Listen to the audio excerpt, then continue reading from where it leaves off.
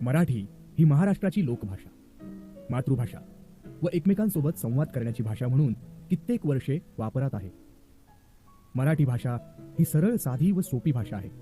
पण काही वेळेला आपण बोलतो एक आणि समोरचा वेगळाच अर्थ लावतो. त्यातून विनोद निर्मिती होत असते. म्हणून भाषा वापरताना अर्थाचा अनर्थ होऊ नये ही काळजी घ्यावी लागते. बोलतो मराठी या पाठामध्ये डॉक्टर निलिमा गुंडी यांनी मराठी भाषेचे महत्त्व, त्यातील विनोद व अर्थसौंदर्य सांगितलेले आहेत. डॉक्टर निलिमा गुंडी या मराठीच्या प्राध्यापिका आहेत. तसेच त्यांना भाषातज्ञ आणि लेखिका म्हणूनही ओळखले जाते. त्यांचा जन्म 1952 साली झाला.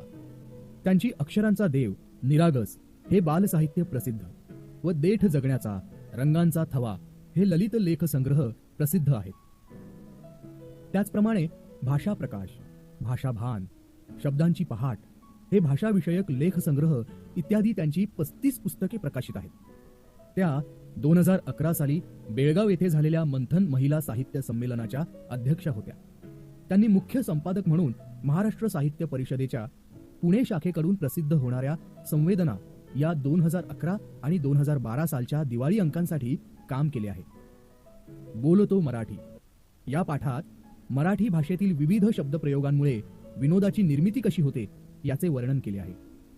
व्युत्पत्ती कोशात शब्दांची व्युत्पत्ती शोधल्याने आपल्याला खूप नवीन माहिती कळते, आनंदही मिळतो.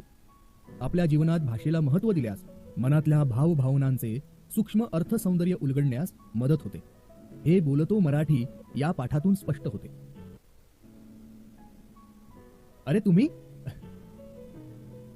तुम्हाला सांगू, परवा मी असाच वर्तमानपत्र वाचत बसलो होतो. त्यामध्ये एक विनोद आला होता. काय बरं होता तो विनोद? बायको आपल्या नवऱ्याला बोलते, तुम्हाला मी उत्तप्पा बनवू का? तर त्यावर नवरा काय बोलतो? नको, मी माणूसच ठीक आहे, आली मोठी जादूगार.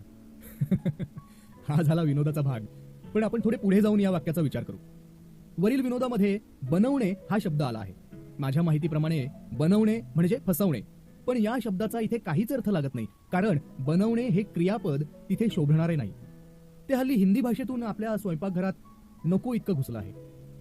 त्यामुळे मराठीत पोळ्या लाटणे, भाजी फोडणीस टाकणे, कढी करणे, भात रांधणे, कुकर लावणे अशा वेगवेगळ्या क्रियांसाठी वेगवेगळे शब्दप्रयोग आहेत. पण हल्ली सगळे पदार्थ फक्त बनवले जातात. पण मराठीत बनवणे म्हणजे फसवणे. त्यामुळे माणसाचं माकड आणि पुन्हा माकडाचा माणूस बनवणारा जादूगार विनोद करणाऱ्या नवऱ्याला आठवला तर आश्चर्य नाही. मराठी भाषेत असेही काही शब्दप्रयोग आहेत, ते आपल्या भाषेची श्रीमंती वाढवतात. आता हेच बघा ना, मराठीमध्ये मारणे हे क्रियापद आपण दररोजच्या व्यवहारामध्ये किती वेगवेगळ्या प्रकारे वापरतो. जसे गप्पा मारणे, उड्या मारणे, थापा मारणे, टिचकी मारणे, शिट्टी मारणे, पाकिट मारणे, जेवणावर ताव मारणे, पोहताना हातपाय मारणे, माशा मारणे इत्यादी. मारणे या शब्दाचा अर्थ काय होतो? मारणे म्हणजे मार देणे. पण हा अर्थ इथे तर आलेलाच नाही. हीच तर मराठी भाषेची गंमत आहे. आता आपण वळूया वाक्प्रचाराकडे. शब्दप्रयोगाप्रमाणे वाक्प्रचार ही देखील भाषेची खास शैली असते. इथे आपण बघूया खस्ता खाणे या वाक्प्रचारामध्ये खाणे हा शब्द पाहिला तर आपल्याला काय वाटते?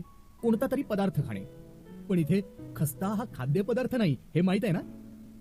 तसेच कंठस्नान घालणे हा वाक्प्रचार युद्धाविषयीच्या बातम्यांमध्ये असतो. कंठस्नान घालणे हे वाचल्यावर आपल्या डोक्यात एक साधा विचार येईल, तो म्हणजे गळ्या खालून अंघोळ घालणे. बरोबर ना? हाच विचार आला असेल ना तुमच्या डोक्यात. पण इथे असा शब्दशः अर्थ नाही. आता हे वाक्य बघा, खांद्याला खांदा लावणे म्हणजेच काय? तर सहकार्य करणे. आणि खांदा देणे म्हणजे प्रेताला खांदा देणे. यातला फरकही लक्षात घ्यायला हवा. पाहिलं ना, एकाऐवजी दुसरे क्रियापद वापरले तर कसा अर्थाचा अनर्थ होतो. अशी अनेक उदाहरणे देता येतील. त्यासाठी शब्दकोश वापरण्याची सवय करायला हवी. समजलं ना? आता हे बघा, अक्कलवान म्हणजे हुशार, पण अक्कलेचा कांदा म्हणजे अतिशहाणा हे माहित नसेल तर कोण आपले खरे कौतुक करतोय की फिरकी घेतोय हेच आपल्याला कळणार नाही. आपण रोजच्या व्यवहारामध्ये नकळत काही क्रियापदांचा वापर करत असतो, पण त्याचा नेमका अर्थ आपल्याला माहित नसेल तर मात्र पुरता गोंधळ होतो. उदाहरणार्थ, अंगाला लावणे आणि अंगावर घेणे, तिला हसणे म्हणजे तिची चेष्टा करणे या अर्थी, आणि तिच्याशी हसणे म्हणजे सहजपणे हसणे. यात प्रत्यय महत्वाचा आहे. मला सांगा, तुम्ही कुठे सार्वजनिक समारंभामध्ये गेला असाल तर तिथे, आणि आपण नेहमीच सगळेच टीव्ही बघत असतो, तर तिथेही प्रत्ययाची जागा नेहमी चुकलेली असते हे आपल्या पटकन लक्षात येते. उदाहरणार्थ बघा, बऱ्याच वेळा तुझी मदत करणे असे बोलले जाते, पण याऐवजी इथे तुला मदत करणे असे बोलायला हवे. तसेच त्यांचे धन्यवाद असे न म्हणता त्यांना धन्यवाद असे म्हणायला हवे. बरोबर ना? आपली बोलीभाषा ही मराठी असली तरी सुद्धा बऱ्याच प्रमाणावर आपल्या मनावर इंग्रजी भाषेचा प्रभाव पडलेला जाणवतो. मराठीने आजवर संस्कृत, फारसी, अरबी, कन्नड, इंग्रजी अशा अनेक भाषांमधले शब्द आपले मानले आहेत. आता हेच बघा ना, टेबल हा शब्द आपल्याला अजिबात परका वाटत नाही. काही लोकांना तर टेबलाला मराठीत मेज म्हणतात हे सुद्धा माहीत नसेल, हो ना? पेन हा शब्द आपल्या दररोजच्या वापरातला आहे, पण पेनला मराठीमध्ये लेखणी म्हणतात हेही काही बोटांवर मोजण्या इतक्याच लोकांना माहीत असेल. पण गरज नसताना इतर भाषांमधले शब्द आणि तेही मराठी भाषेचे व्याकरण झुगारून वापरणे योग्य नाही. आता हेच बघा ना, मी स्टडी केली या म्हणण्यातून आपल्याला काय नवीन अर्थ कळतो? असे म्हणण्यापेक्षा मी अभ्यास केला म्हणणं योग्य नाही का? मराठीत असे अनेक शब्द आहेत की ते शब्द तयार होत असताना बऱ्याच कालखंडांनंतर त्याच शब्दाचा उच्चार वेगळ्या पद्धतीने केला गेला आहे. आपण चाक हा शब्द पाहूया. चाक या शब्दाचा मूळ शब्द शोधला तर चक्र हा शब्द पाहायला मिळतो. काळाच्या ओघात चक्र हा शब्द लोप पावत चाक हा शब्द वापरात आलेला आपल्याला दिसतो. भाषेतली गंमत जाणून घेण्याचा आणखी एक मार्ग म्हणजे शब्दांची व्युत्पत्ती शोधणे. यातून आपल्याला खूप नवीन माहिती मिळते.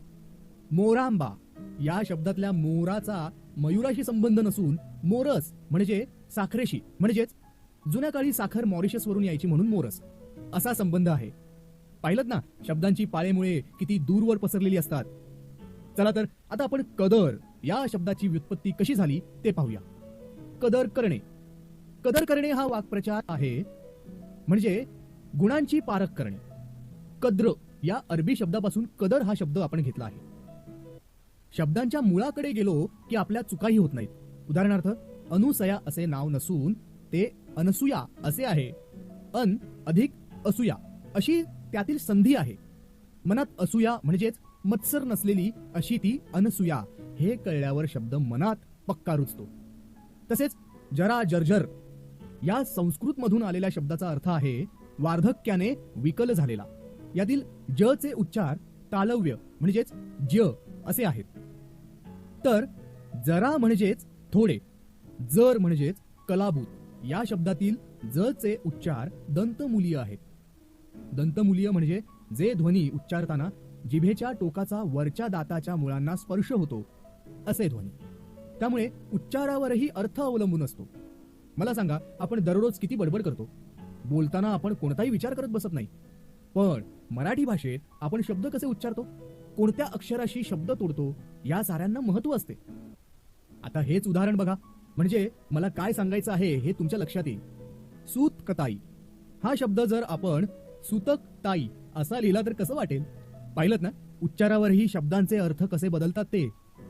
तसंच अक्षरशहा हा शब्द लिहिताना अक्षर शहा असा कोणा मुलाचे नाव करून टाकणे बरोबर आहे का? मला ना आता एक जुनी म्हण आठवते, पुराणातली वांगी पुराणात. काय बरं अर्थ असेल या म्हणीचा? या म्हणीचा अर्थ शोधण्यासाठी सगळ्या पुराणांमध्ये वांग्याशी संबंधित काय गोष्ट आली हा शोध म्हणजे फुकट उद्योग ठरेल. तिथे मूळ म्हण होती पुराणातली वानगी पुराणात. वानगी म्हणजे उदाहरणे, पण वानगी झाली वांगी आणि आपण शोधत राहिलो वांग्यांविषयीच्या गोष्टी. अशी फजिती होते कधी कधी. हा झाला विनोदाचा भाग. पण काही वेळा दोन शब्दरूपे सारखी असतात आणि ही शब्दरूपे सारखी असली तरी पूर्ण वाक्याचा अर्थ बदलत असतो. चला तर बघूयात मग कशी ही शब्दरूपे आपल्याला चकवतात ते. उदाहरणार्थ, राजाचे कलेवर प्रेम होते, अपघात स्थळी कडेला एक कलेवर पडले होते. दोन्ही वाक्य वाचल्यानंतर बऱ्याच गोष्टी आपल्या लक्षात आल्या असतील. येथे पहिल्या वाक्यात कलेवर हे शब्दरूप कला या शब्दाचे सप्तमी विभक्तीचे रूप आहे, तर दुसऱ्या वाक्यात कलेवर हे नाम असून त्याचा अर्थ शव असा आहे. शब्दरूप एकच आहे, पण दोन्ही वाक्याचे अर्थ मात्र खूप भिन्न आहेत. बरेचसे लोक आपल्या भाषेबद्दल बोलताना खूप अभिमानाने, प्रेमाने, आदराने बोलतात. पण आपण आपल्या भाषेवर प्रेम करायचं असेल तर भाषेतली अशी शक्तीस्थळे जाणून घ्यायला हवीत. भाषेचा योग्य सन्मान राखायला हवा. आपल्या घरीदारी बोलली जाणारी मराठी भाषा ही आपल्याला आईच्या ठिकाणी आहे. तिने आपल्या भावजीवनाला आकार दिला आहे, आपल्या भावना व्यक्त करायला आधार दिला आहे. तिच्याशी आपले खास जिव्हाळ्याचे नाते असायला हवे. त्यासाठी तिचे ज्ञानही आपण मिळवायला हवे. भाषेमुळे आपण एकमेकांसोबत बोलू शकतो, त्यामुळे विचारांची देवाणघेवाण करू शकतो. आपण कोणाशीही बोलत नसलो तरी आपल्या डोक्यामध्ये सतत विचार चालू असतात. त्यामुळे आपली भाषा ही हवेसारखी आपल्या आतबाहेर असते. तिचे जीवनातले महत्वाचे स्थान कायम ठेवायला हवे. उदाहरणार्थ, आता पाऊस पडत आहे. पाऊस पडणे या घटनेविषयी 2 वाक्यातून कशी 2 प्रकारे प्रतिक्रिया देता येते ते पहा. पावसाने स्वतः जातीने हजेरी लावून वन महोत्सवाला दाद दिली.